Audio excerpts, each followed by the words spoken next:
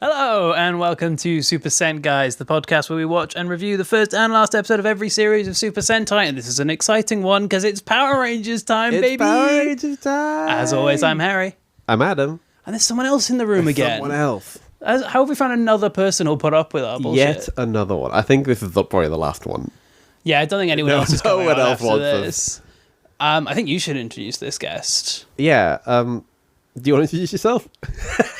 Why immediately pass it on? I think Harry should introduce me, actually. Hi, Jake. Hello, right? You're right. I'm Jake. J.K. Griffiths on everything under the sun. We're getting the plugs in early. And we've been friends for a few years now.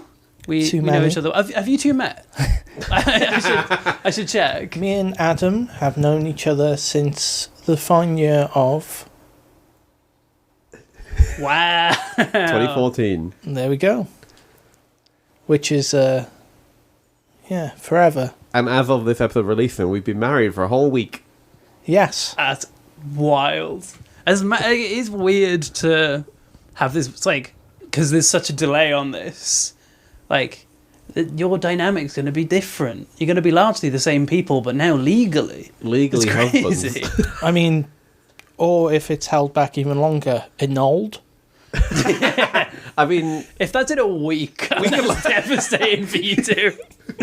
Yeah, like day one, we were like, oh no, we did 12 years of this, and now day one of being married, I think this is it. Sick of it. It's the idea of, like, you stay together, it's like, the fact that the government knows, like, that's really ruining this for me, let's undo it. Yeah, because, like, on forms, we still, like, tick single, when it's, like, legally required things. Because they're either, like, single, married, or widowed are really the only options. There's never an it's complicated box on a tax form. Prefer not to say. Prefer not to say, which is the gentleman's no. Situationship. Yeah, is there a situationship box, please? That's normally relevant to what I'm doing. So normally we ask guests, what's your history with Power Rangers, which we also obviously will ask you. But what I want to know is, what's your history of Power Rangers as someone who's engaged to maybe one of the biggest fans that there is? That's untrue. No, there are bigger freaks out there than you. Yeah. I say that with love. You and the freaks. There's a mutual thing, because I'm music obsessed and art obsessed. Adam was aware of that. And when you get together with someone who is equally obsessive about something they love, that you don't quite necessarily understand. It's a very kind phrasing. You can't not love the thing that they love and vice versa. I think I watched it because there was a guy who had the same babysitter with me that was banned from watching Power Rangers for the violence. I also was banned from watching Power Rangers. Have I told you this? No. I kept beating people up in school and shouting Power Rangers. They made me stop watching it. No. So I like that we have this in common. So my parents, before you go into it, my parents actually wanted to stop me from watching it. Oh. Because they thought it was like, it's too violent. And so they made me try and hate it. They kept calling it the Aki program. What? So that I'd be like, it's the Aki program. And then I'd grow a hatred towards the show and never watch it. Why Aki? Icky. Oh, okay. In there, Yeah. You know. But So they tried to gaslight you. They tried to gaslight rather than just be me like, will your parents stop watching just it? like quickly change the channel. They were like, no, we're going to make you hate this show through nothing of just trust in your parents. Clearly they didn't succeed. Yeah, maybe that was might the reason. led to more. Maybe I was just so stubborn. So there was a guy in my babysitter's, and his parents stopped him from watching it, not because he'd seen it and then beat the crap out of kids at his school. Violent child. It wasn't a... But saying that, so he was stopped, never watched it. And I was told about it. My parents, they had the attitude of like almost media awareness. Growing up, you can watch a Western and not think, right, get a gun, go to the saloon, shoot some people. It's like, that's a story. Can't relate. That's a film.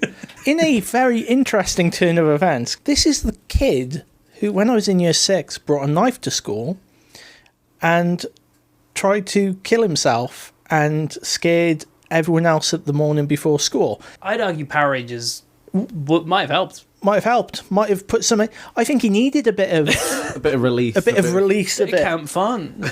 I think the moment you put panic around something for kids or worry, it becomes enticing. It becomes ever enticing. And for me, my fascination with toys growing up is WWE, but Power Rangers to me was almost had in my brain Transformeritis, where I almost felt like, the toys came first. Not entirely wrong, honestly, because that's how they produce the show. If they make toys and then decide what the story is going to be. In Japan, I know that's how they do it. Okay. Like, they have the full lineup of the year. It's like, this is the releases in quarters. Right. And then they give it to a writer and be like, there you go. Make a reason for all these things to exist. Like, every step makes me realise why Power Rangers is what it is, because you had a toy company come up with some toys, then tell a different company make a TV show. They then started making a TV show, which the Americans tried to guess how it was going to end. So they start making a TV show, then they get toy speculations they have to meet, and then that ends up being a quite bad TV show. It's such a... There's too many cooks. How was your week, Harry? So I think I need to start with an apology. Because I was planning to bring a fun quiz for you both, where I was going to say things from the what happened in this year section so far, and it would be a test of Adam, your memory of the podcast, and then Jake's knowledge of like real life, which I think you probably have an equal amount of both. But some things happened. I don't think it's come up on this podcast. I live in a house that's kind of always going through it. The main story was December 2024, a bird moved into my attic. Bird's back. Bird's back in the house. Back. We've got a bird again. I hope not. So I've got a bird in the attic again. My front door is broken. You might know this, but do you want to guess how much a front door costs? This is a game that me and Adam hate doing because we will always say too low or too high, and then you will say £2. And you're like, no, actually, this one's not. Okay. So let's not play that game. Okay, it costs £1,500 off for the cheapest door. for a door. So I can make a door. Yes, but this, you see, I think the person who had this house last had that approach, and now my door is fucked, and also the house is kind of breaking. And then this was already quite annoying. Today, I was like, right, house stuff is, I can't do anything about it, so I'll sit down and I'll write this quiz. I look, and on the arm of my chair, there's an ant. I go, no. That's weird. I don't tend to get ants in this place. And then I look closer, and I notice some more ants on the floor. And then I look at a wall socket, and I'll describe it as it's spewing ants. I then spend the next 10 minutes through the socket. Like, there's a gap above the socket, and it's just pouring out ants. So I've not done the quiz. I do apologise. I respect that. In good news for listeners of the show, I've now had my Cambridge show, and 16 people went. 16! Which is 16 more than I sold tickets, which is like not how shows are meant to go. But hey, there were people there. I'm happy. Now we're back to just grind for Edinburgh. Come to Edinburgh, please. So, how have you been, Adam? I've been working. I was telling you just before we started recording that I was laying on my bed, frazzled. That I've just been working a lot. I don't really want to talk about it because it's boring. Do you know a fun thing though? You waited till I was having a drink to ask me a direct question. Yes, I do want to know a fun thing, please. So, if you don't know, listeners, I'm such a cool guy. I have a YouTube channel where I make Power Rangers fan edits. Yeah. And crucially, you're the one in the room.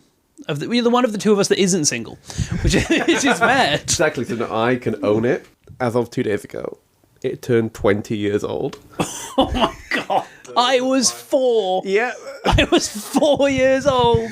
May 31st, 2006, I started that channel. A day after Tom Scar opened his channel, weirdly. So I saw that it was his anniversary, and I was like, oh, mine too, lol. You're always just riding that Tom Scar high. Exactly, yeah. He's up again! I forgot, we mentioned him already. But yeah, 20 years is insane. That's 2/3 of my life. I was 12 years old when I started that channel. That's crazy.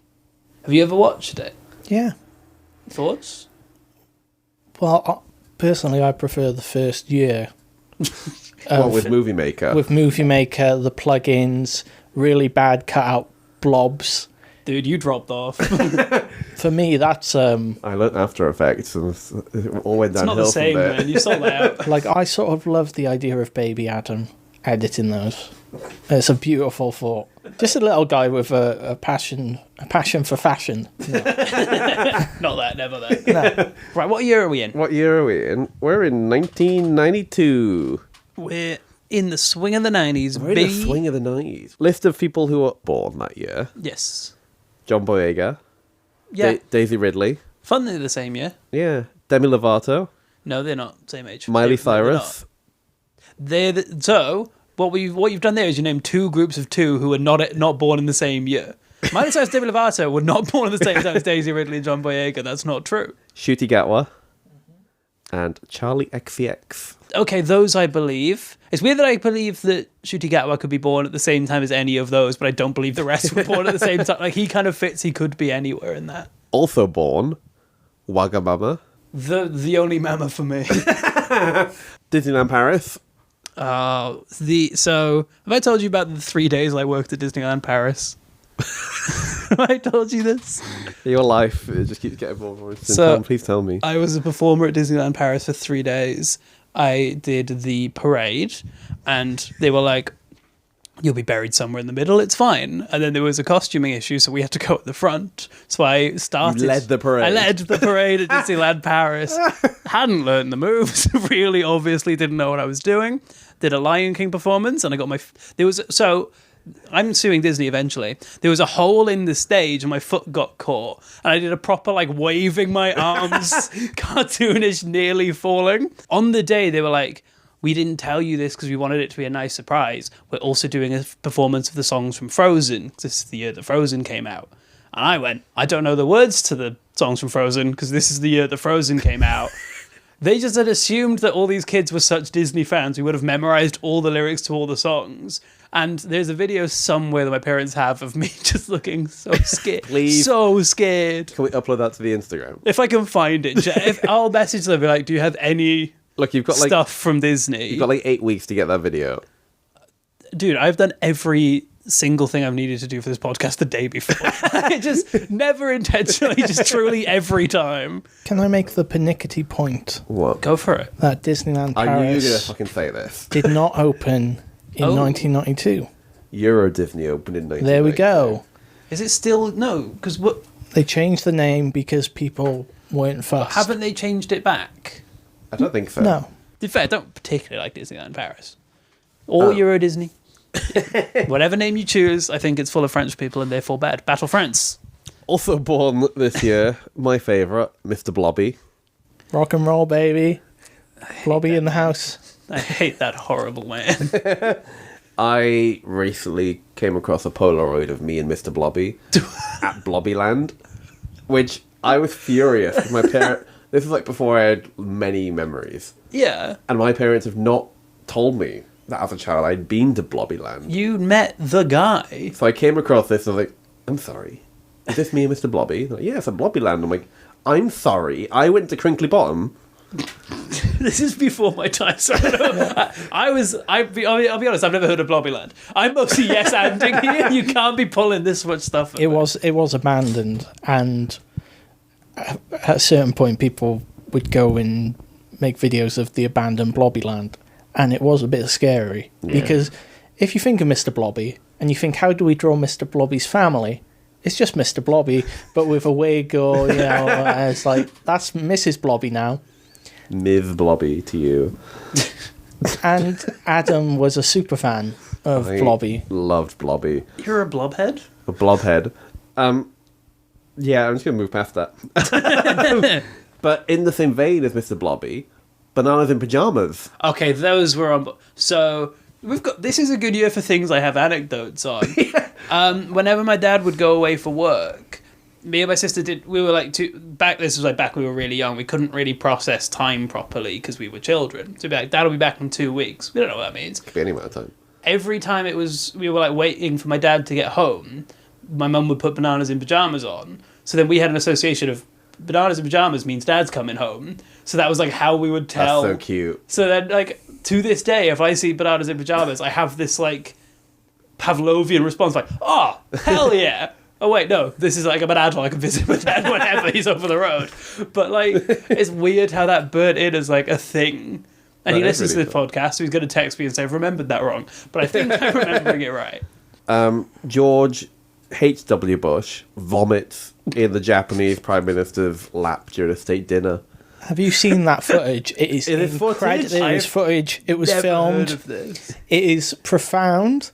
He just During a he's state fine. dinner. He's fine, and then he goes all pale, and then it's just a bunch of, I guess, the government of Emma Bunton off of the Spice Girls makes her TV debut. This is before she's even in the Spice Girls. Yeah. As a mugger in EastEnders. Once again, another clip I've seen.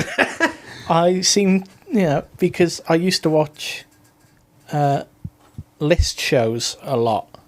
It'd be 4 hours. Oh, the Channel 5 vibe. All that. Yeah. So I don't know why I've seen that footage, but yes, I have. And finally, Oh. after months of speculation, Charles and Diana have separated. Officially. Oh, this is big. This is This is big, big insane, news. guys. This is huge news. And that is it for 1992. Ending on a high, though. Ending on a high. I hope she's doing well. Well, we'll get there. We stab our queen. I feel like a time traveler who can't say anything. Right, should we play some games? Let's play some games. So, Jake, you get to choose which game you'd like to play. And I have to tell you, the choice is completely meaningless. We play them all. Okay. But it's a fun format point to let you choose. So, we've got the sex game. We've got colours of the Sentai. And we've got I themed a theme. We also sometimes have What's in the Hand, but I largely forget what that game is, even though I came up with it. What would you like to play? I'll pretend I paid attention. Colours of Sentai. Colours of the Sentai. What colours do we think the suits are going to be this week? Now, this is the fun of this era of the podcast. And another thing that I would have done if ants hadn't filled my house. So, the issue is this is a prediction-based set of games, but we know the answers because this became Power Rangers. And also, every time we've done this, I have guessed Mighty Morphin colours. It is now Mighty Morphin. So, I'm going to guess the colours are red, blue... Wait. Sorry? Does Jake know the colours of Do Mighty you Morphin? know? Not off the top. Actually, yeah, we can play the games then. Do you want to guess what the colours are going to be? There's 5 of them. Red, blue, pink, yellow, black. We've got a winner! Well done, you nailed it. Gender ratio. Gender ratio. I feel like it's going to be 4-2 to the women. I'm afraid you've been far too kind to the women. It's 4-1, and then later another man shows up. But in Power Rangers, you were correct. You would have been correct. But in the Japanese footage, that character is played by a man. Because Power Rangers solved feminism, but Sentai did not. That's This year. kind. That's very kind to old Heimsaban. Hey, they had 2 different types of women, and only one of them loved shopping. And only one of them was girl. So, you have a guess of what the theme's going to be? Do you remember that? Well, the theme song. As in for example, motif. like... I can Sing it. sing the theme song. Can you? Of the Sentai. Which year is this? 92.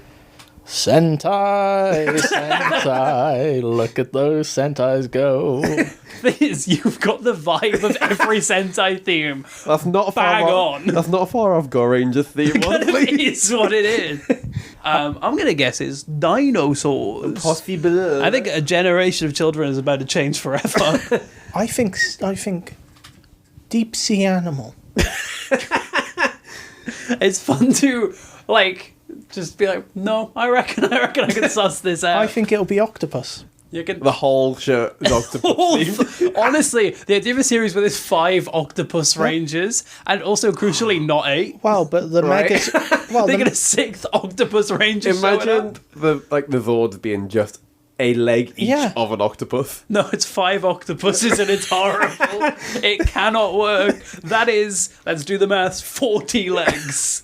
That's horrific. but also, brilliant. Oh, I'd think- watch it. Sentai would do it. I think Gotcha. I need to be in the writing room. I mean, so this series of Power Rangers, it's interesting. So first of all, it's interesting that this is the 16th season of Sentai, Yes. and they're just making another show. Yeah, this In isn't their- a significant series to Sentai. No, they're just making another one. Yeah. They've got the... What's it called? The mill. They're doing... Wheels are in motion, something like that. Yeah, they're just spinning their wheels. Spinning their wheels. Kylie Minogue. They're Kylie Minogue, dude. Yeah. They're Kylie Minogue their way through the eras and just like making a new show every year, just churning it out. They're just churning it out. Churning it out. They know what they're doing. And then Power Rangers comes along. Power Rangers comes along and just makes this like international success everywhere else in the world apart from like Japan, Because they don't really get because it. they've got this already. Yeah, they've got it. And it's interesting I think that it's they fascinating. just designed these suits and these have stayed. Like they're making toys currently of these suits. Yeah, when this could have just been any series. Yeah. But then randomly, Haim Saban went, mine! And now it's like a huge deal over here. So this show in the Power Rangers version is very basic, like, oh, these school teens have an issue. Oh, how about they make a monster that is about that issue, that they kill the monster and all their problems are solved. Yeah. End of scene, and someone probably gets a pie in their face. They did love pie in the face milkshakes. Those are the Slime, loved it. absolute bangers. So what do you think this Sentai is going to be? So, I know one thing about this Sentai. Uh-huh. There is an episode, I think I've talked about it on the podcast before. There's an episode where the blue and pink rangers get turned into punks, and as part of this, they join the mob and shoot a bunch of people with real guns. So I think this series is going to be fucked up. Sure. Can I pitch two things? Yeah. Absolutely. Number one, when you're doing the events at the start, you need a segment which is, where is Kylie Minogue? Because you're in peak Kylie Minogue years. We're peak Minogue. You got to think. I think Locomotion was 88 or something like that. So you're getting into the thick of it. She was doing. What's the quote? It's like, when Kylie Minogue isn't being talked about, people should be thinking, where is Kylie Minogue? What is she doing? Yeah. Where is she? What are we going to watch? So we're watching Kyoryu Sentai Zyuranger, episode 1, The Birth. This is the first title where I'm like, that is the name of the first episode in a TV show. Yeah. They've never managed it before. But also, ew. I don't want to watch what these people are going to... Like, the people who make this show having something called The Birth, I'm like, we're about to watch the most fucked foam costume do something horrible. Yeah, I'm worried. Oh, yeah. Should we watch it? I think we should watch it. Who sponsors it? Let's end there. Let's just leave it on that. So we're back. I'm going to say that was a very surreal experience for me. That was the most fast-paced we've dealt with. Oh, God. My hands actually kind of ache from trying to keep up with everything that was happening. How was that for you? It resembled closer to an avant-garde art house cinema experience than it did the first episode of the series. The first episode. Do you feel like that was a good jumping on point for you? Do you feel like you've got a good idea of all these new characters? No.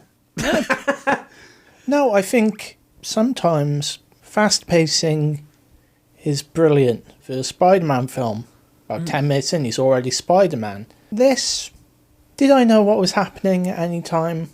No. Did I enjoy the unexpected nature of it? Yes. I think this is the series where it most felt like we were meant to know things. Yeah. Like, obviously we are not, because it's the first episode. But there were so many things I'm like... Because the problem is, and this show does this a lot, there is no point of view character. There's no character in this show who knows what we know. Everyone knows way more. Like, the bad guys know exactly their deal. The good guys know exactly their deal. So it's weird of, like, it's not... I don't want to criticize that there's no exposition, because there's a lot. But, like, there's no character who's learning what we're learning. Yeah. It So seems to be that either everyone knows or no one knows. Yeah. And it's like, but we actually need to know... We need someone who can ask a question or learn a thing, rather than everybody like, you know the deal. Because I'm like, I don't, and I'm watching this, and I kind of do need to know the deal. This may be the only time this comparison happens on this podcast. Mm-hmm. But I don't think it's that dissimilar from a cultural point of view than how James Joyce wrote in his novels. There's bits of work of James Joyce where there's in-jokes, understanding, one street over, cultural this, that and the other, mismatched stuff that you will never understand, and people have dedicated their life to understanding. So I think what they fall into was they were making a show that they did not think would be experienced by people outside of their own country, and then it did. Yeah. It's weird of like, we weren't meant to watch this. At the end of the day, there was no point where this was made and they were like, we gotta know what 3 people in Wales in 2026 are gonna make of this. They couldn't have fathomed that. Because that's a year that's, at this point, over 40 years away. No one's making TV now being like, I hope the people in 2067 get a kick out of this. There's a side of Japan which I'm very obsessed about because it produced loads of noise bands, really sort of counterculture stuff. And in films and TV, there can be this structure of and then. Yeah. And that's an amazing thing to say, oh yeah, the structure is sort of not important. Was that a 3-act structure? Not really. Things were just happening. I think we watched Act 2. Yeah. And there was no 1 or 3. That was a single act, but it was specifically Act 2 the whole time. And let me note again, this was the introduction of the season. Yeah. They were saying, these are the characters, this is what's going on. And they were immediately like, we're putting children in a spaceship. I think we're going to have to go from the top. Yes. In fairness to them, they knew their audience because the opening shot is just like plasticine dinosaurs. I'm like, hell yeah, it's dinos, baby. So the opening line of the show is like 170 million years later, they revive in the present day. Theme song. I'm like, that's the first 5 minutes of the episode, not one line and then the theme song's happening. Because that's going to be important later. I didn't know what the hell was going on. Great theme song. Theme song fucking slaps. That's my next note, is the theme slaps. What did you think of the theme song, Music Boy? I thought it was a powerful theme song. Very catchy. It's giving like more like hope, inspirational vibes. Usually it's like, we're fucking doing this. And this is more like happy. This is such like feel-good music. Yes. The end theme song specifically sounds like you're in the queue at a theme park, and you're queuing. You're like, I'm too old for this ride. For the music nerds at home, I thought to myself, it's 1992. I'm a person in Japan writing the music for a show. That means I'm using a Roland D10, I'm using a Yamaha DX7, and I'm using a Korg M1, and I'm bringing in this random 80s guitar guy to do like weird shredding at times. And when the episode ended and I researched that, the composer used a Roland D10 and he used a Yamaha DX7 and he used a Korg M1, which are all 90s synthesizers. And the samples that are used in those synthesizers, just the built-in sounds, are the whole soundtrack. That is the sound of this first episode, is those synthesizers, and then some random other guy to shred over stuff occasionally, just like, It does seem like he turned up not knowing what they were doing. He had his guitar, he's like, I'll fill in the gaps. It's like jazz, it's fine. And it kind of does work, though. I love the music this series. Yeah. Thinker is coming at you with the facts this week. And speaking of music, we open on a song. We've got a lovely little song that the janitor's singing. Do you have the lyrics? Yeah, I do. Let's run off into the woods, daring little girl. Yeah. Why is that the opening line to this show? So I've called this guy a gardener. I had janitor. Because he's like the janitor, caretaker, gardener of these apartment blocks. Yeah. And he's outside in his overalls, sort of like sorting out the weeds. He's doing the classic TV thing of sweeping grass. I'm like, what's that achievement? What are you doing, Busy though? work. It's like they hand him a broom and went, act. And then he just like, I've never had a real job. He just like waving a broom around. And all the kids are going to school and they're all passing by him and they're like, bye-bye. And he's like, bye kids, enjoy your day. Because I was confused because he says, enjoy your school, and I thought they were leaving school, but no, because he's at the apartment block. That makes sense. He's like an old caretaker guy, just hanging out. in a non-creepy, predatory way. It's all above board. Yeah, it's all very nice. He's fine and okay. It's giving, like, the purity of a lollipop man. Yeah, where it's like, you're alright. Yeah. I'm trusting that this guy's chill and okay. Because if not, oh no. Oh, you know. The lollipop man can be bad. Speaking of things that make sense, we then cut to news footage and they're like, we're sending a spaceship because there's a planet, and I stress planet, that comes near Earth every 23 million years. The amount of damage that the moon could do if it moved. This is a planet that I guess is in orbit with Earth sometimes. It looks like it goes also between the Earth and the moon. It looks like it's like, but like it's what eclipsing the moon. And did you get the planet's name? Yeah, this is planet Nemesis. Like, if this planet wasn't full of evil people, it would be weirder, right? Like, NASA can't be naming shit Planet Nemesis. And they'd be like, and it was full of bad guys, what the hell? And who have they sent on this mission? Children. They've sent 2 men and 2 children. It's never established the relation. Never why they've been sent. No. I filled in... I think dangerous to fill in gaps. I filled in gaps. Okay. My first guess was, well, it's still going to a planet, so that must be far away. And with the way that space-time works, you would want some kids on board because by the time you get to the planet, they would have grown up on the return journey. If it falls out of orbit a little bit and it's close, how are they going to get back? See, you've got... There was the use of logic. You're gonna have to get rid of that soon, or you will be driven to madness. But also, then it occurred to me, the amount of training, education, technical ability an astronaut has to acquire. Well, they trained up these kids as kids and said, you'll remember that.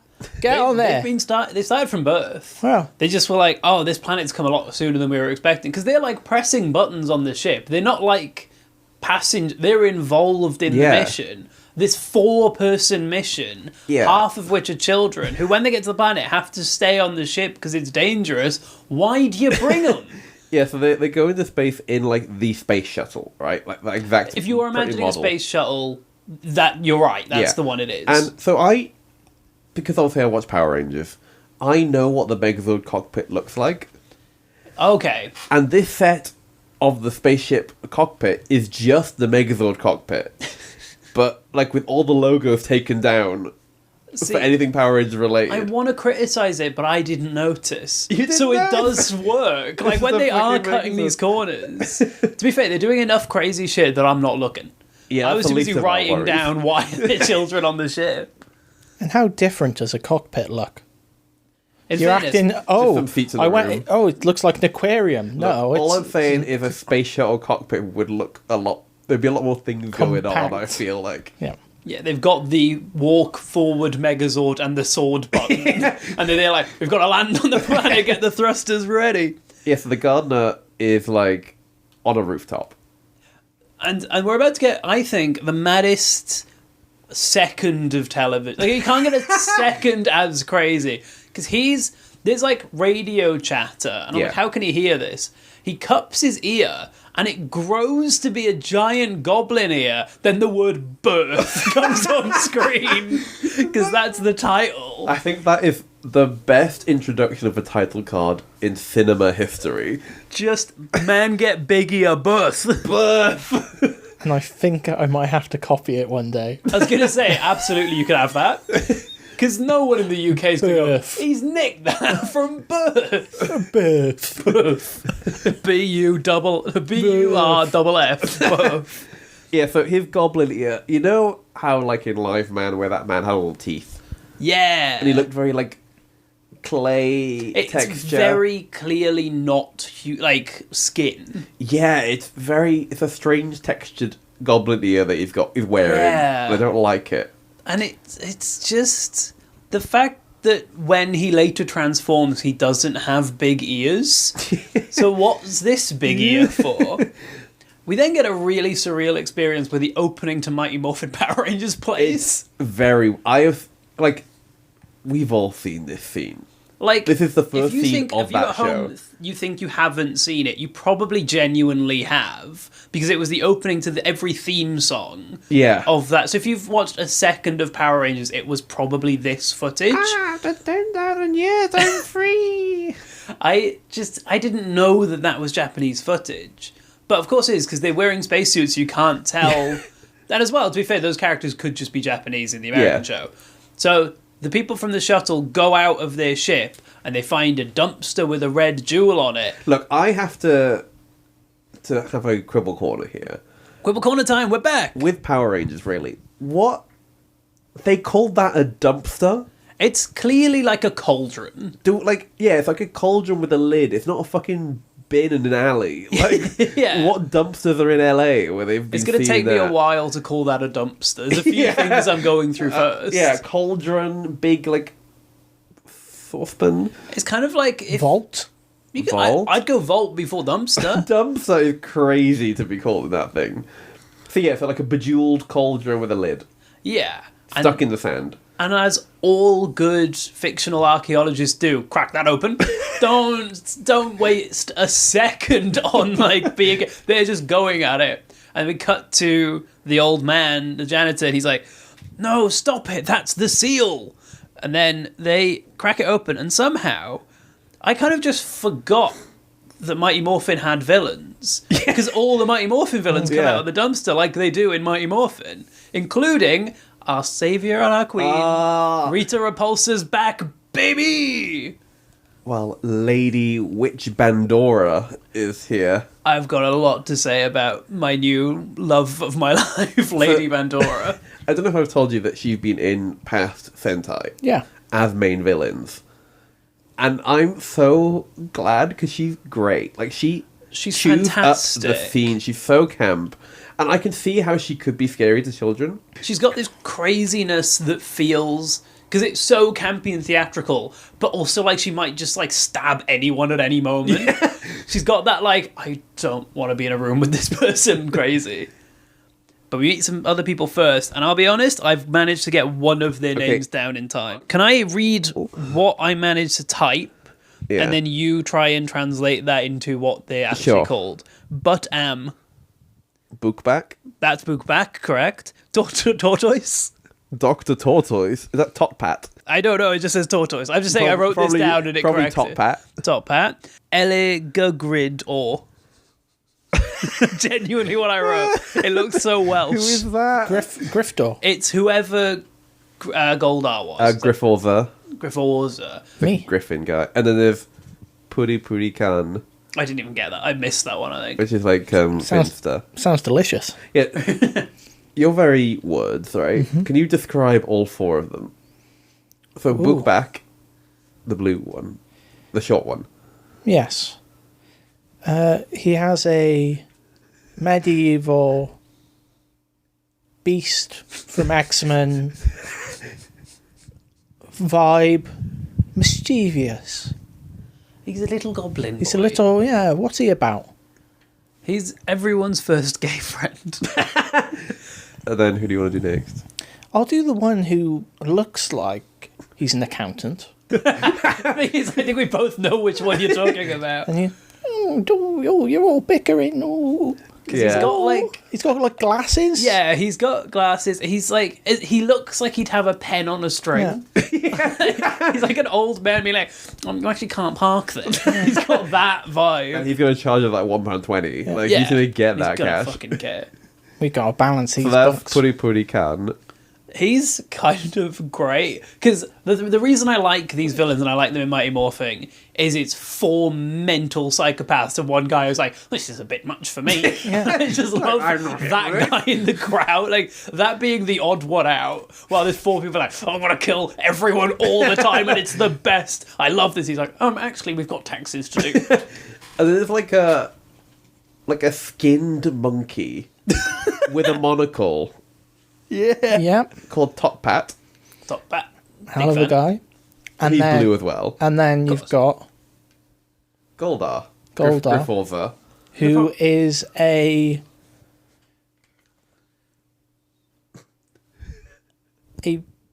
monster Yeah. Animal. Werewolf? No. Imagine a werewolf C-3PO with wings. See, I was going down more the route of I think he's a werewolf with a Madonna outfit on. Yeah. And we're all saying... Eurovision werewolf? Well, Eurovision werewolf. That's who he is. Because the problem is, it's going to get hard to describe these villains. Like, that looks like Goldar from Power Rangers. Because it is. He's the reference point. Yeah, like, that's... Like, so many of my references for monster design is Power Rangers. And this is that footage. I'm like, that's the guy. And the thing that's really surreal to me is... Mighty Morphin fans, you will know that those villains all have distinctive voices. These sound like them. Like Goldar's doing that. I talk like this, and I'm all chatty like that. And I'm like, this is... I can't do... I wish I could do... Goldar's voice is incredible. It's crazy. So... And then we meet Lady Bandora. We meet Lady Bandora, and she's like, I've had a great nap. How long has it been? And how long has it been? How long is it? Well, Bookback... He's like, let me get my calculator. Yeah. He's fumbling with a fucking calculator because he's got like a satchel on him. Yeah. Top Bat kind of does it for him. Yeah. And it's been 170 million years, 4 hours, 3 minutes, and 30 seconds since they've been sealed. Which is both incredibly specific, and they don't include days.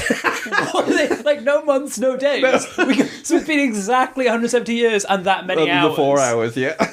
That's They almost got it spot on. amazing. They were 4 hours off it being spot on 175 million years. And also, this is a weird thing of, like, they're doing the classic Sentai characterization if they have one trait, but they're doing Bandora well, because she's been sealed away for 170 million years. She's like, I feel so well rested. It's just such a fun vibe for her to have. I think it would take me 170 million years to feel finally Ever well rested. rested. Can I ask Maybe. one question? Go for it. If this planet comes into close proximity every 23 million years... And her home Is- planet is Earth, as we soon discover. So, is that number, how long they've been in there, divisible by how many orbits? No. by 23? No. It would be 7.4. So it's been 7.4 orbits since she was locked away. So what's that about? So I guess the war or battle she got sealed happened somewhere else. Yeah, or, and this is more likely, they didn't think about it. Yeah. Or maybe the orbits are irregular orbits.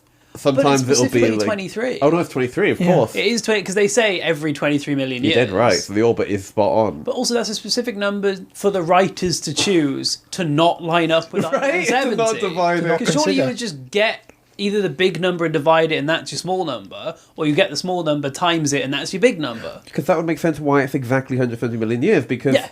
that was the last time it was here. Well, not the last time, but It's like it was a couple of rotations ago. But Why no. did they do that? But also,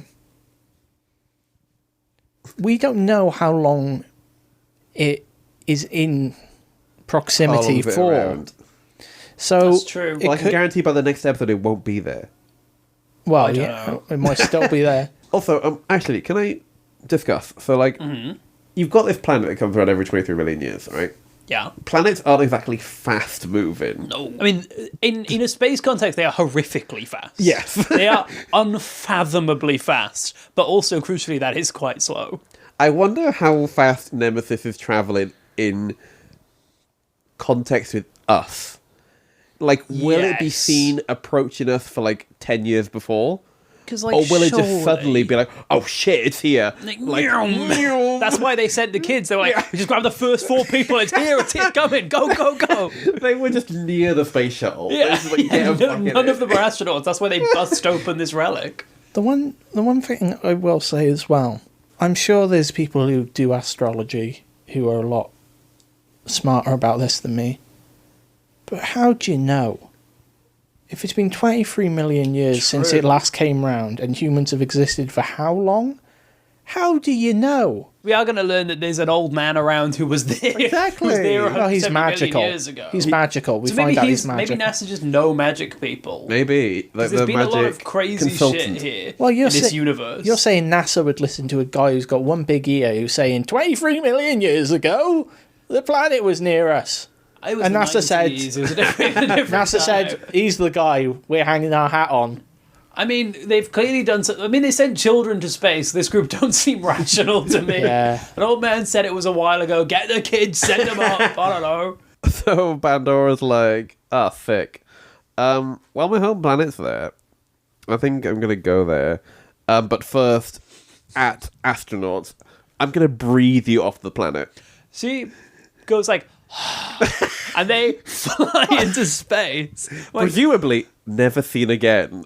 because they're not in the rest of the episode's the tension of getting the kids back. Those two seem irrelevant. gone. Also, I love no one on Earth sees this, but they're like, we got to save the kids. So they're like, I reckon they probably died.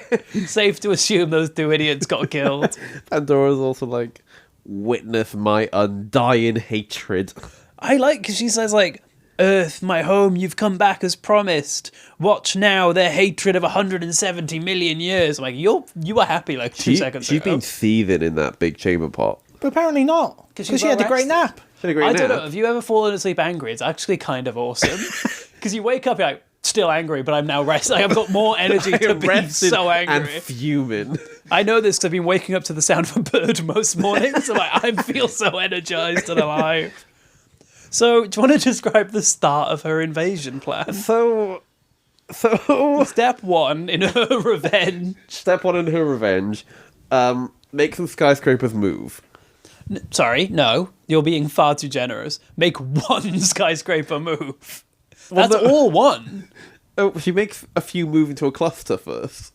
I missed that. So she makes like 4 skyscrapers move, and they all move together into the middle of the city, like traversing down the streets. Okay, I thought that was just one in different shots. And then one skyscraper takes off into the clouds, and seconds later returns with Bandora's castle upon it.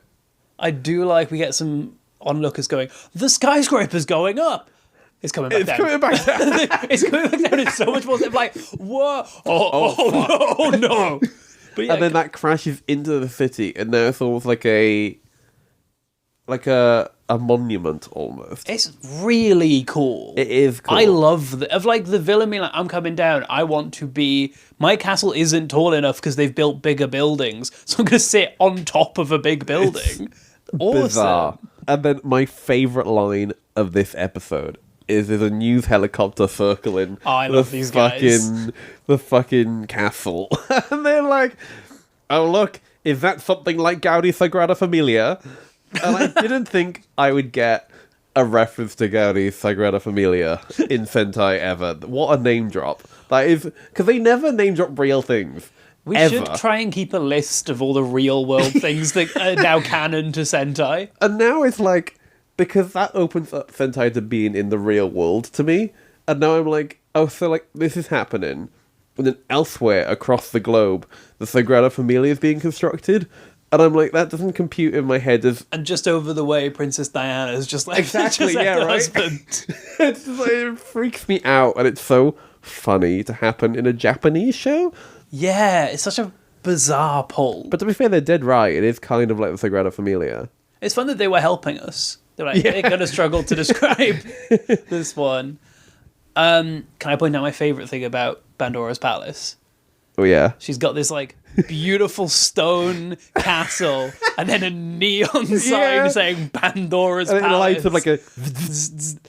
From 170 million years ago. Or she was like, right, step one, we're going to move the buildings.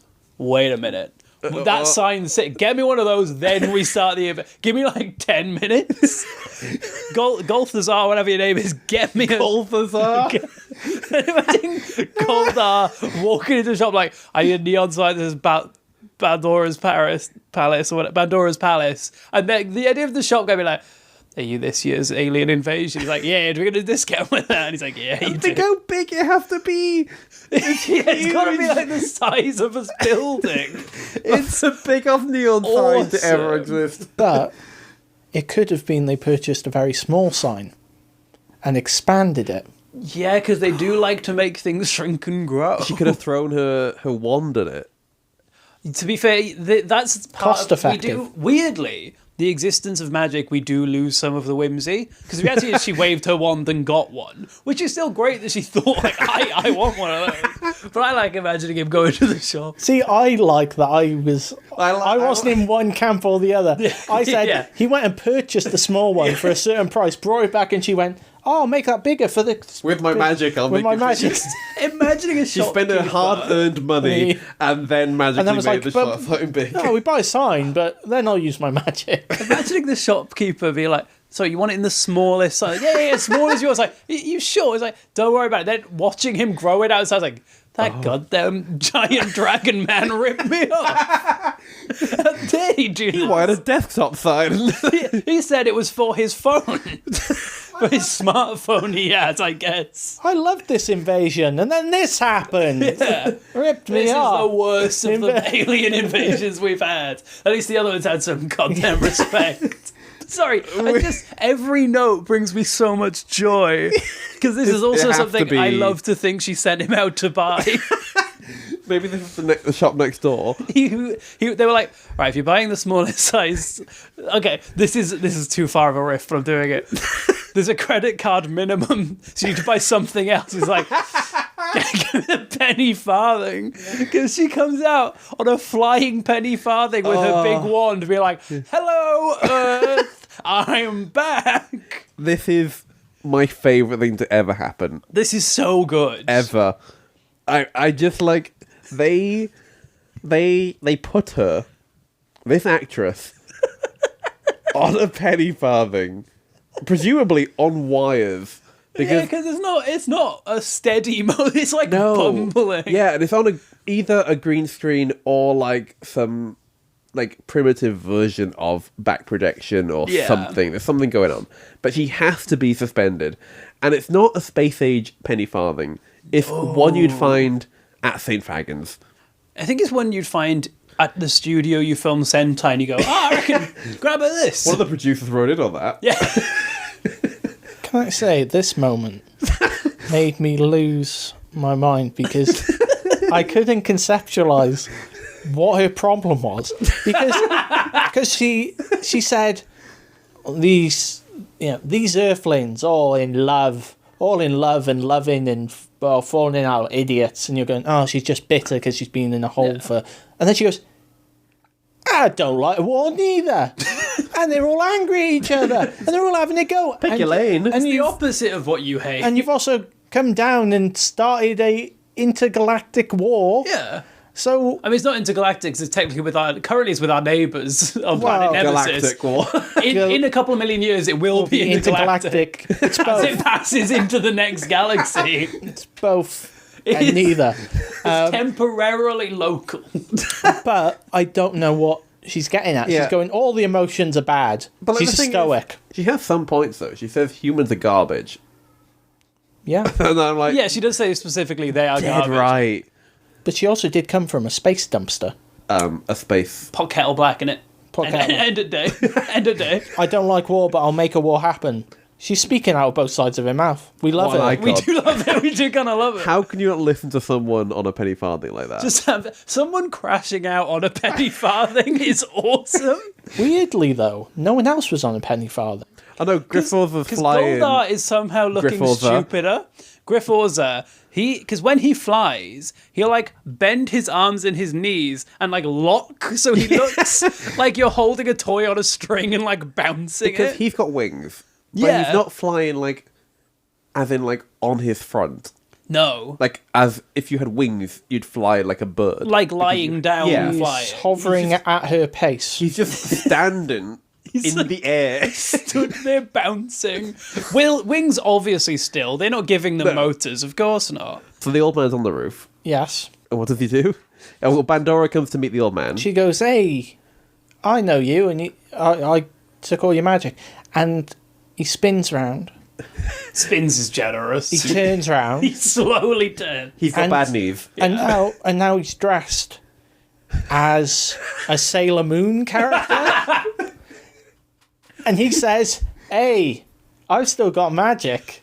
I've got a couple tricks up my sleeve, love. You've forgotten that. And she goes, put a snake on him. And he goes, a snake? Isn't it a snake? What I love is they got a real snake obviously filmed it, and the cut-in was the snake just... little tongue popped out on on his lapel, and then it was like... Then he turned the snake into a tube, and she went, "You remembered some tricks." And he's like, "Yeah, you didn't take it all." And it's like, what are we meant to know this? What are we doing? Yeah, so this is where we learn that his name is Baza. Baza, and I feel like we need to stress it. He turns around so slowly because it's meant to be one of those like spin costume changes, Like how Zyuranger did it. Did it. But because he's slow, he just turns his back, is in a different outfit, and slowly turns around more. Yeah, and Also, his ears are normal now. his ears are normal now, and your description is so dead on of his outfit. But he's also giving like very like seashell. Yeah. He's kind of like he's giving me a bit of you know, in SpongeBob, Yeah. Barnacle Boy and Mermaid Man. He's such a mermaid He's man so guy. Mermaid Man. Oh, he's like Mermaid Man in robes. It's awesome. I just want to clarify as well. Her first spell. So she's just taken a break from blowing up buildings with her wand. When she's fighting the old man, she gets a little bit of hose pipe, puts it on his chest, and turns it into a snake. Yes. That's not as cool as what she's already been doing. Yeah, just blow him up. So, but not all start with this and then do blow. Because I'm like, this is the blowing up buildings lady. Oh, now she's doing little magic. Whereas you could do little magic and then blow up buildings. Yeah, but they were having a love of tiff. a flirty reunion of magical beings. Do you think something happened? I think something very much happened. She had to be sealed away for her own good. She was so into old She man was Mars. so into... at the time, he was He was a smoke show. Dashing young He was man. an He was mean- spinning so fast back in the day. He was Yeah. twirling on his Everyone toes. looks better 170 million years ago. I reckon I'm going to look amazing at 170 million years. He's like, oh, stop this. She's like, not only am I not going to stop this, I reckon I'm going to start by killing those 2 random kids on the show. Because she delivers it like, I reckon I'll start there. And she just flies back home. And She cycles back home. she cycles on her little boat. So this is the most elaborate threat This is ever Mousetrap. made. This is incredible. So they've shrunken the space shuttle. Somehow. This was off screen. We didn't see this. They're just now holding the space shuttle. And it's like a big-ish toy. Like you need 2 hands to hold it. What size is that? Baby? Like, what is it? It's like baby size. Baby, yeah, It's the sure. size of a baby. Yeah. A famously growing thing. But like if you imagine baby, it's that size. So they've put it on a table. You know what it's like? It's like you're holding a laminator. Yeah, like your version of a baby. Laminator. It's the closest that gay people have to babies. What's that comment? I don't know, but it kind of works. So they put it down on the table. Yes. They get the ball of a mace, tie it to a string, Dangle it over. and then move the string to be in the sunlight. Well, they with have a magnifying magnifier. glass, yeah. There's another prop coming. They put the magnifier on, and then they're like, in 1 hour, this will burn, and the mace will drop, and also we've got an egg timer for it. And I'm like, why? Just say I'm going to break it in an hour. But because of the vibe Bandora has, I'm like, this is exactly what she would do. This is camp. This is awesome. I love this. But also that notoriously perfectly time-based thing of using the sun through a magnifying glass to burn through a rope. Yeah. There's a lot of This things to think takes an about. hour. It won't take longer. It always takes an hour. Yeah, and also, why is the timer needed if you know it's going to be as just a visual cue of when an hour That's I is? think for us. that's for the old man to be like, I am 170 million years old. An hour has lost all meaning to me. But I do love it as a Bandora just being like, this is the most fun way I can kill Right? these kids. Because she at some point says that she hates kids. Yeah. And I think this is just her having fun, being like, you know what, I hate kids, and I'm going to watch them suffer, and I'm going to watch them cry, and I'm going to have a great time with my stupid little trap. And in fairness, she's got 3 enablers around her being like, this is your best idea, yeah. And then the old man being like, this doesn't seem efficient. And I love this band of misfits. We could just not use the rope at all. You could just kill them with our We magic. just throw them off the balcony. They We were just quite high. murder them with our magic, save some time. The version of this where they like knock the ball out just in time. He goes over and just crushes it with his hand. We could have done that from the start. I just feel I'm doing Joe's impression of Keir Starmer. Like, that's the voice I've given this guy. All I love is that old man. He seems like not panicking yet. He's just like, oh god, this. He's like mumbling and Like grumbling, shuffling away. and he goes in a lift and he types in a little code, and it takes him to floor 2000. Can I just say, like, seeing this guy dressed as he is in the most boring 90s Japanese lift. Yeah. Like mahogany. It's got student accommodation energy. I'm like, what? Brilliant. Why is this the entrance to a prehistoric secret base? I'm living. Also, the fact that they had the restraint to not do someone gets in the lift with him and he has to awkwardly stand there while they wait for their floor, and they're like, Oh, is this your so floor? And he's good. like, no, I'm going to floor 2000 actually. Like that, I'm almost guaranteeing that happens sometime in this season if this is always the entrance to the base. I'm loving your voice work this episode. Thank you. I didn't know I could do it. I hate impressions, Like, but I'm in the mood for it. The gremlin guy of Bandora and Bava are quite similar, but distinct enough that I'm loving both of them. So he takes the lift up to floor 2000 and he's in a magical, beautiful realm. It's giving, like, heaven.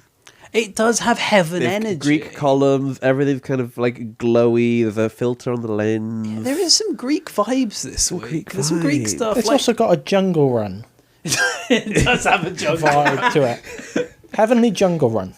Hey, if you were going to heaven and there was no jungle run, you'd be like, I've been missold heaven. I was told this was good. And he asks to the guardian beasts. I think he's like, please give me the keys to open the doors Yes. to the 5 warriors. And there's statues of dinosaurs around. Yeah. And there's also doors with dinosaurs. Yeah, this is the like, jungle run room, right? Yeah. We've got like Yes. 5 doors, each with a bust of a dinosaur on the front of the door.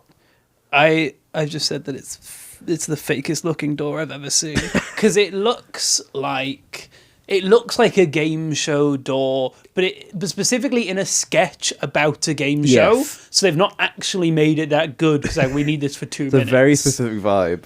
He's awakening the 5 warriors, and he goes up, he unlocks the door, he opens it, and there's a big floating mirror like the Phantom Zone for Superman. Yes. Like big glass thing, and he's like, come along now, it's time to wake up. To all of them. He's like kind of like rushing, but also a bit like your dad waking you up for school. And they materialize down from this floating metal sheet. Yeah.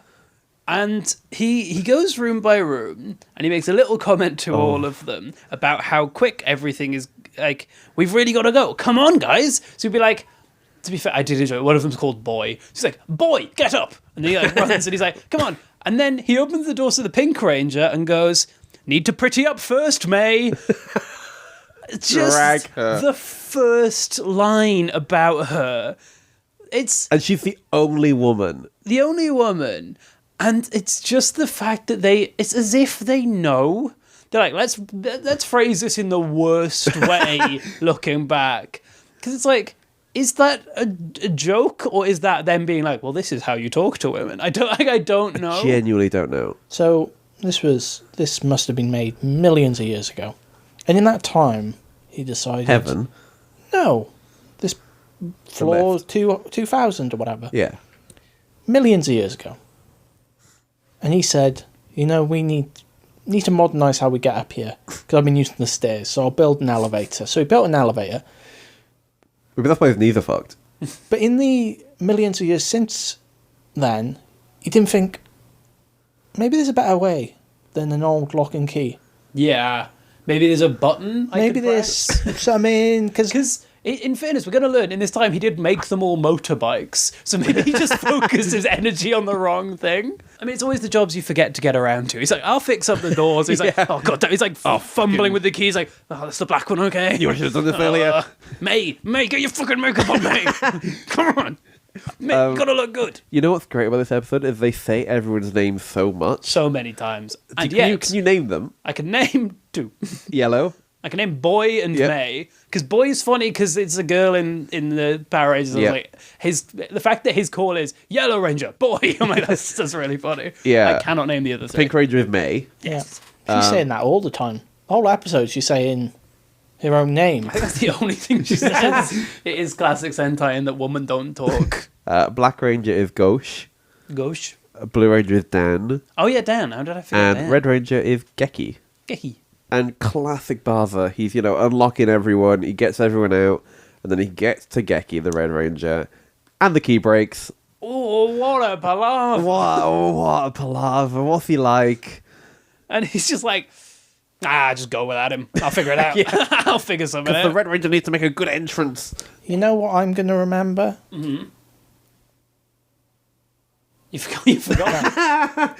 What I'm going to remember is this is a guy who said, "You took my magic from me, but I'm going to remember how to turn a tube that was turned into a snake back into a tube again." He didn't bother remembering any spells about locks, keys, Even doors. Even like a summoning spell to summon the broken bit of the key out of the lock. I know none of it. He learnt. You know what I got to remember? She always loves turning these hose pipes around into snakes. He's a 170 million year old hose pipe. She's always doing Loves that. to snake them. Oh, she loves doing that. I'll remember that one spell. So Barza sends them off, and then we're in Bandora's palace, and Top Pat is looking at the window, and he says, "Bandora, there's a peculiar parade coming this way." It's so good. I love these guys. I'm so sad they're going to mostly be dead next episode we watch. And what is the peculiar parade? Well, it's two motorbikes with sidecars. Yes! But they don't have a moment where they're like, new motorbikes, because they don't get to do anything this week. Like, No. they don't have to express anything this week. So they just on just their have little them. motorbikes, like, did you have those 170 Yes. million? Because, like, They Big did. Robot, fine for them to have that. 'Cause I'm like, that's magic. I'm like, this is a motorbike. It's like, I know, I can buy one of these in a shop. How did you have it? And you can buy them from ye oldie shop 170 million years ago. Yeah. Well, he could have bought them last week. He could have, yeah. This is when it was confirmed that Bandora's the best, because she sees the Rangers coming. It's like, oh, yes. Yeah, boy. And then she goes to check on the kids. It's like, and they're crying. Big day. She literally says, I love watching children cry. She's just like, it's weird that, like, in theory, this is bad. But she's like, I'm going to go fuck up Earth, and specifically this spaceship, and more guys to fight. What a day. Everything's coming up Bandora.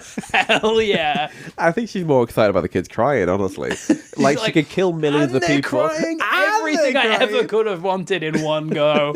Usually, I have a go about child actors. I think you give child actors too much of a soft ride. I always insult them. I think they should do better because they were hired for a job. But these kids, terrified. They They- seem genuinely so scared. I think they were told this is real. They were You're- like, something's gone wrong on set. You're in a little ship that's going to get squished. You're going to get murdered. This lady's here to murder you. Good. It's good. It's good acting. But were they acting? Who's to say? Da, da.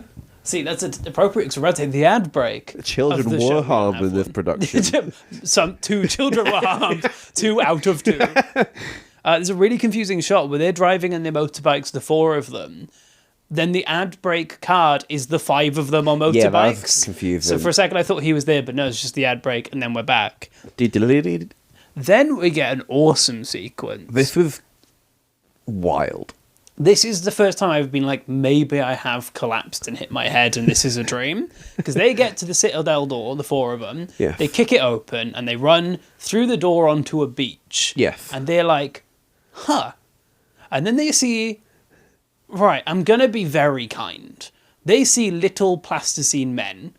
What it actually is a hand with a lump of clay moving fingers so it looks like arms as they walk across the beach. They're We're little like, puppets. Ooh, what a day we're are having. So cute. They're adorable. I love them. And I like it because the Rangers go up and like, oh, they're so cute. Little clay men. They're clay so men. cute. Also, sometimes we'll cut to a wide and they are clearly just like full clay models that can't move. Then we'll cut back and it's the hands again, which I do actually think is a creative, cool effect of like, you want to make a little clay man, whop some clay on your hand and give it a walk. And it works. Give it a walk. Give it a walk. Take the clay for a walk.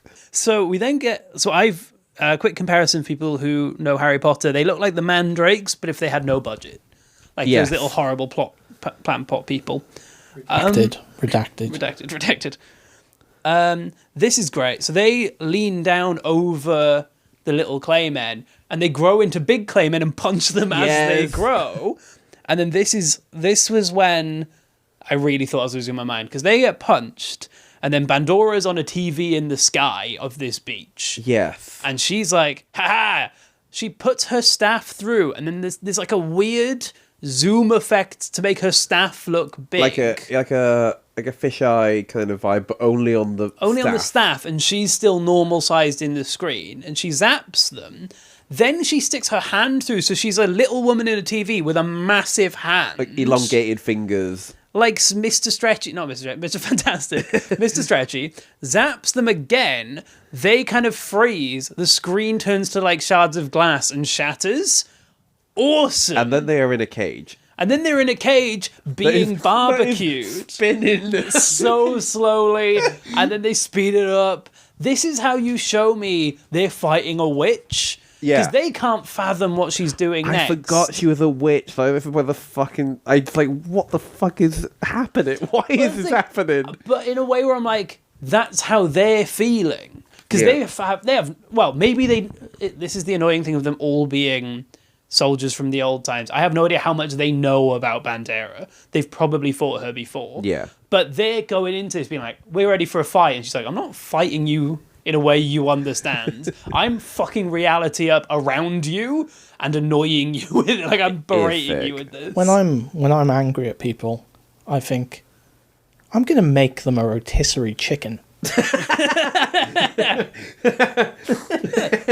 Yeah, they were just excited to eat. They were hungry guys. She hands them over to the other four and they're like, hell yeah. It's been 170 million years since their last meal. So they like hang the cage over a fire and turn it slowly. We then hard cut to the old man firing a cannon at the door. A medieval ass cannon. Bearing in mind the last thing he said was like, don't worry, I'll figure this out. So presumably he's gone through every item in heaven, has ended on a cannon, he's like, fuck, none of this has worked. All the stuff he's collected over the years. We then just get a bit of them being spun over fire and the kids crying. And we come back and the old man is like freaking out now, looking at the timer running out. He's like, this is day one and I fucked it so badly. And clearly he's fucked it so badly that the gods intervene because they shoot a laser at the door, which lights up the door and then it opens. And I like it because all the other ones were in their little mirror and needed to be woken up. He's standing at the door holding his sword ready to go. Heroic entrance. Because this is kind of annoying because his entrance is badass. Why not give your whole team badass entrances so that I'm pumped for the whole team? Why did the gods only intervene now, or not when Bandora came back and they were like, oh, fuck?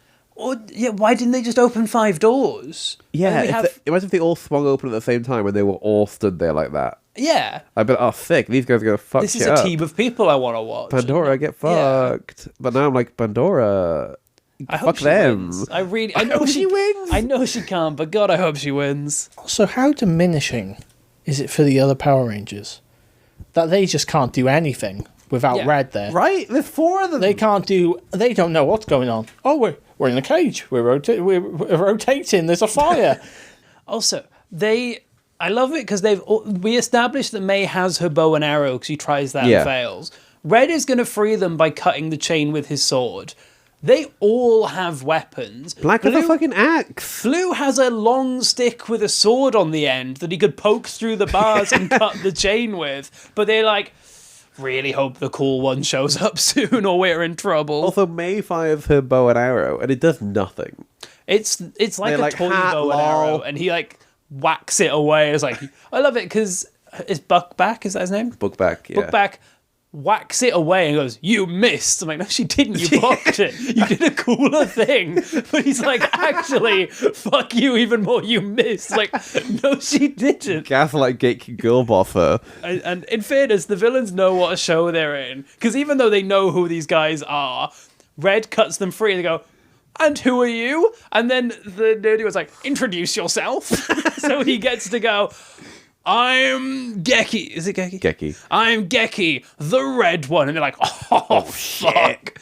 And I do like that they were like, they just watched their boss wipe the floor with 4 of them. One more shows up and they're like, This is it. "Buddy, we're in trouble Kind now. of cooked. We got nothing." The 4 of us together got nothing. I would love if in that moment they all had to introduce themselves, say a fun fact about who they are. And how'd you meet? I'm Geki, and I love swords and I love fighting. Love walks on the beach. I love it. I'm a foodie. It's a good thing they don't do that because maybe like, "And I love shopping and makeup." Like, neither love of those things boys. existed 170 million years ago. You know, like it would be like the Flintstones where everything's like old but new. Yeah. They've got a dinosaur that does makeup. Yeah. It's like a type of dinosaur egg you make a powder out Just of. smear it on your face. So then they fight the putties. And in fairness, the putties are such a good design. Yeah.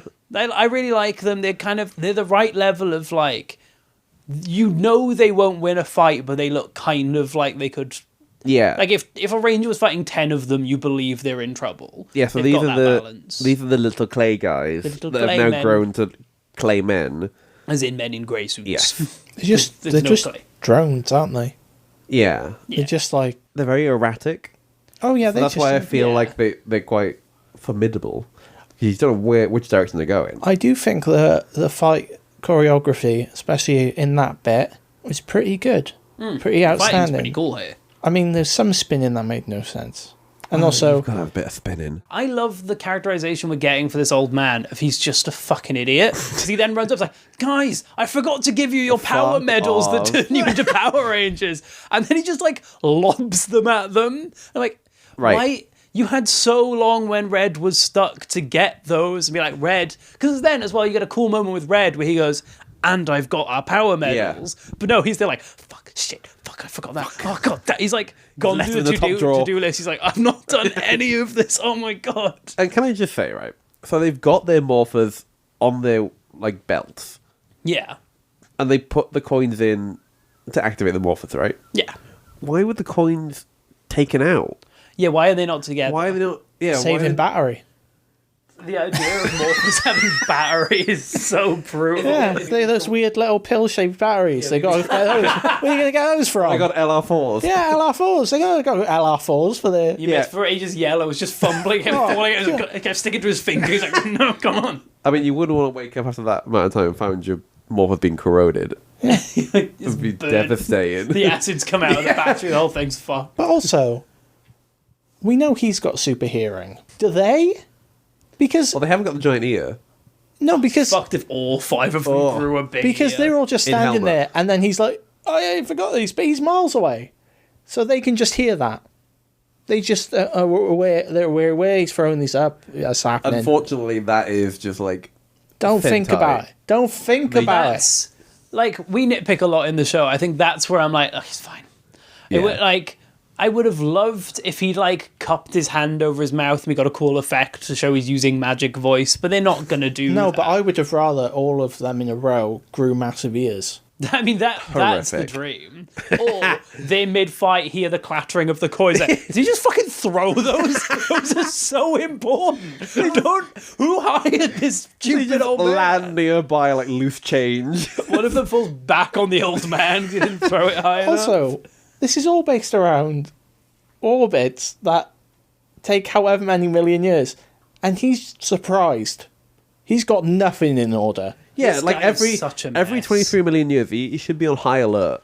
Yeah, being like, this is the "It could time be where it this." could happen. Yeah. Let me get the coins ready and let me check the keys, and thus concludes the things you actually have to do. Let's dust off the bike. And surely, since the last one, the 60s has happened, everyone's obsessed with space now, he should be going, God, when this comes round, they're going to want to go and look at it. Yeah. I also love the idea that he's got so into his role as apartment caretaker. He was just he had like his apartment checklist. He's like, turn off the lights, sweep the halls, get the coins. Oh, the coins! Oh, he's like running around, being like, oh no. He's trying to find which toolbox he put them in. Yeah. I mean, is it a wide lesson? If you're blessed with immortality, you still have a desire to work? I don't know. Why is this guy has heaven as a house? I'm in a clean. I'm sweeping. I'm sweeping. I'm sweeping and singing for the kids. I haven't got anything to do until this planet comes back. They get to do their morphing, and these suits are awesome. And I know I said earlier, if you've seen anything, you've seen the dumpster. You have seen these suits. Yes. They're... Because, like, I'm not a Mighty Morphin guy. I don't like that it gets all the nostalgia because I like other ones. The suits are incredible. Yeah. And I have them in Fortnite. They morph, they do their little morphing calls, and they fight the putties more. This is another weird, like, because of watching Power Rangers, they do the pose from Mighty Morphin. Yes. With, like, red in the middle, and they've got their little poses. I'm like, I've seen this it's really thousands of times. Because, like, anytime anyone mentions Power Rangers, they use that shot of them doing the Mighty Morphin poses. It's weird so seeing cool. it in a different, in original context. Yeah. Another thing that's weird to see, sometimes when they kill the putties, they shrink down to be little putty statues again. Like little clay statues. So Is that what was happening?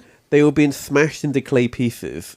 Right. And then reforming into putties again. But they were doing that in stop motion and about an inch tall. Yeah, so it was hard to tell what was meant to be going on there. So it was meant to be life-size, but... But also it's weird, because they crucially do beat them all. Yeah. So some of them come back and just die again, and then we just carry on. They'd have 2 lives. Yeah. So then Pink and Blue are given the go-ahead to go to the...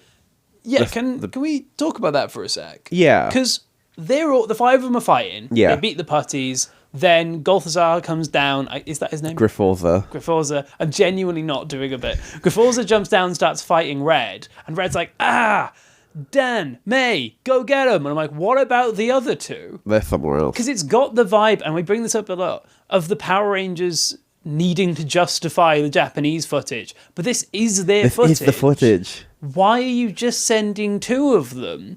A black and yellow just standing watching. Like, hope a job comes up for us. Yeah, so they go to the place, and the beam of sunlight breaks the rope. Oh no. And the mace falls. But the last second, May runs in and grabs the space shuttle.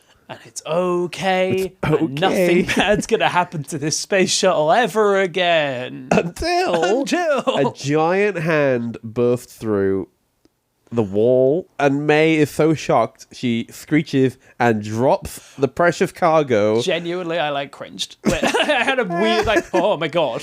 And the giant ass monster guy outside just snatches the space shuttle. And so I have a feeling Quibble Corner's coming back. I've got a bit of a quibble. I think so the spaceship in the castle that May is holding is laminator size. Yes. We've decided it is laminator size. Yeah. Cut to outside where the giant guy, Megazord-sized guy, monster, has now taken the space shuttle out of Bandora's castle. Yeah. And he is holding a laminator-sized spaceship. In comparison to him. A giant robot. Yeah, so it's obviously the same prop that the Pink Ranger is holding and then this giant man is holding. But that means the spaceship, since coming out of the wall, has quadrupled in size. Because I'm guessing that's the size it's meant to be. Like that space shuttle size. Yeah. So it's unshrunk, but we don't get to see that. But do the spells of shrinkage only work inside of the HQ? See, you say that in a way that makes it sound like you're making sense, but why would that be the case? Because she can't be going around saying, if you make you make the space shuttle shrink in that place, and I'm watching your wheels spinning. There's no hamster in this wheel. But that's the only thing I can make sense of that. I'll give you that once it leaves the base, it goes big. I won't give them that making sense. That's my compromise. I think it's them wanting to use the same prop. I think they and not saved really money. caring. Yeah, no one cared. And also, if you then think you wouldn't see the space shuttle, they'd have to do a shot of the hand with this tiny. It'd be a really tiny. It'd have to be You like- don't get the. But all I need is for them to be like, the ship's grown. Yeah. To acknowledge, because I was like, hang on, what's going on? Anyway, this is Dora Titan, and he's like a big Roman, like a kind of Greek soldier, to go with, like the Greek vibes. And my favourite thing that happens in this show happens. The narrator comes in, is like, what a predicament we are in. Well, we'll see you next week for the shocking conclusion. And we don't need to know. We don't need to know. We simply don't need to know. What a... And we then get our upbeat. That's Under the Sea. But that is kind of what the song is. It's a very fun song, and my favourite lyric is like, we used to think the earth was flat. We don't think that anymore. And I'm like, oh, honey, you've got a big storm coming. You don't know. The future brings so much stupidity. And that's the first episode. Maybe controversial. Fucking banger. Banger. Banger of an episode.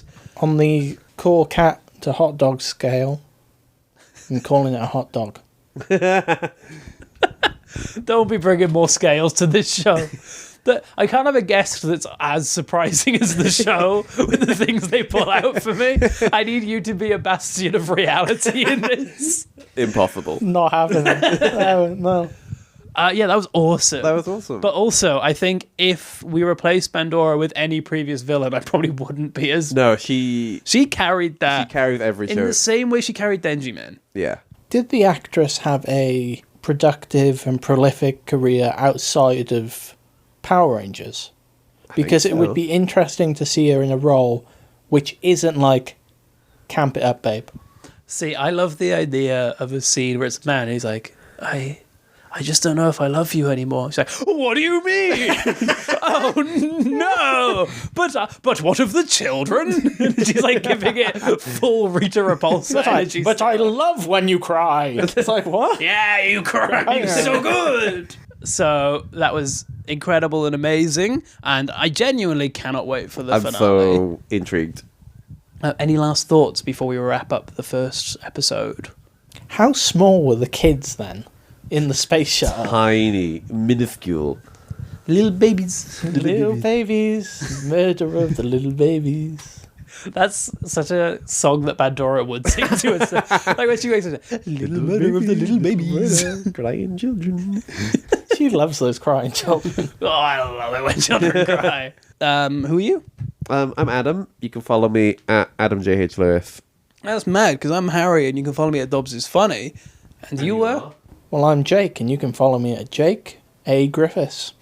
In all the places. The idea of you getting the username Jake, you were the first one. At Jake. You felt like no numbers, no nothing. You I got would love it. because someone had to have done it. And you can follow us at Supercent, guys. And we will see you very shortly. Or whenever, to be fair, we'll see you whenever you feel Whenever like you listening. feel like listening. Whatever the next part is. Until then, have a wonderful send time, and we'll see you in a minute. See you next time. Those scent guys are coming down the hill.